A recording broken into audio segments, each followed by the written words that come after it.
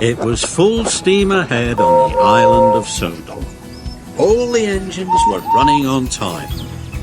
They wanted to finish their work quickly because tonight was Halloween. The engines loved seeing the children in their Halloween costumes. And the engines loved to hear tales of ghostly engines and scary steam trains. That evening, the Fat Controller came to Tidmouth Sheds.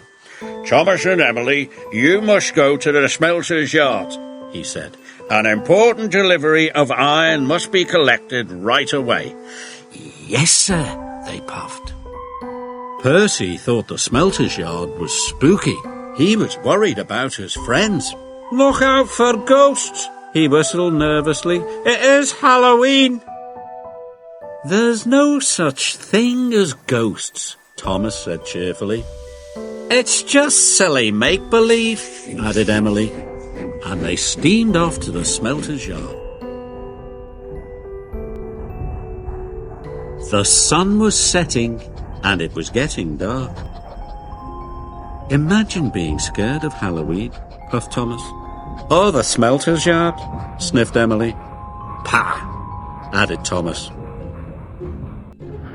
Thomas and Emily enjoyed feeling brave.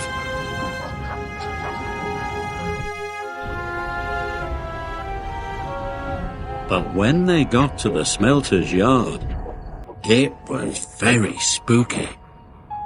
"Oh my," whispered Emily. "Oh dear," hissed Thomas. They puffed slowly through the piles of jagged steel and twisted scrap. The air grew hotter, and smoke grew thicker. Harry and Bert were lurking nearby. The two Diesels saw the chance to scare a couple of steamies. When Thomas and Emily rolled by, they moaned and groaned. It sounded spooky. "What was that?" snapped Emily. "You said there was no such thing as ghosts." "Silly make-believe, you said," gasped Thomas. Suddenly a truck began to shudder and shake. "Cinders and ashes!" cried Thomas. "Help!" wailed Emily. "That's a ghost! Let's get away from here!" They didn't know Harry and Bert had been bumping the flatbed's buffers. The two naughty Diesels were having great fun.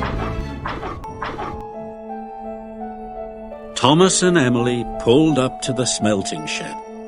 They gasped at the ghostly shadows and fizzing sparks. Their wheels felt as if they were frozen, but they had to go inside. "I hope the ghost hasn't gone in there," quaked Thomas.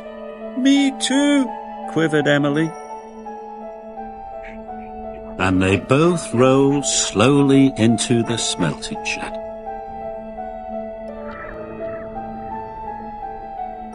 Inside, chains clanked and strange shadows danced across the walls. "Must be brave, Thomas puffed. But it was spooky. Emily was turning round, ready to shunt some trucks. A great whoosh of sparks lit up the shed. "That's my buffers!" cried Emily. Emily was scared. She didn't notice the huge white tarpaulin. It fell, covering her from funnel to footplate. "The ghost! It's got me!" She steamed away as fast as her pistons could pump. Thomas thought Emily was the ghost, and he raced out of the smelting shed. "The ghost is after me!" cried Thomas. Harry and Bert thought Emily was the ghost too, and they raced away. Thomas was right behind them, and Emily was right behind Thomas.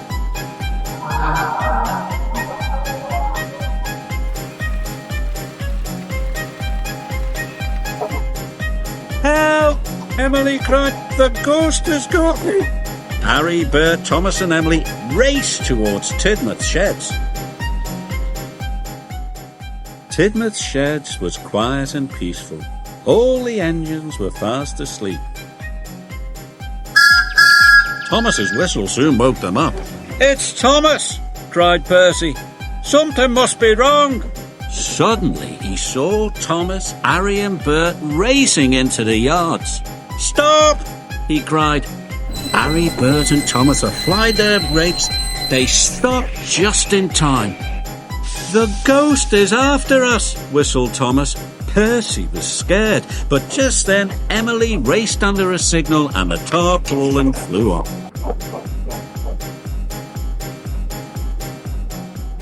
"That's no ghost," said Percy. "That's Emily."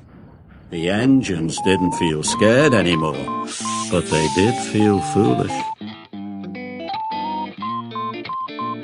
The Fat Controller arrived wearing his pyjamas. What is all this fuss and bother? He boomed. This has caused confusion and delay. "But, sir," cried Thomas, "the flatbeds were rattling." "And we heard moaning," said Emily. "And groaning," added Thomas. The Fat Controller looked at Harry and Bert. Do you know anything about this?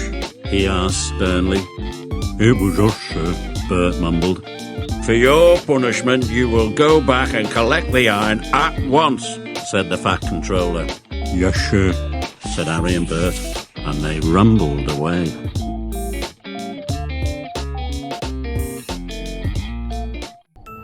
Whenever Thomas and Emily went back to the smelter's yard, they knew there was nothing to be scared of. After all, there is no such thing as ghosts. It was all silly make-believe.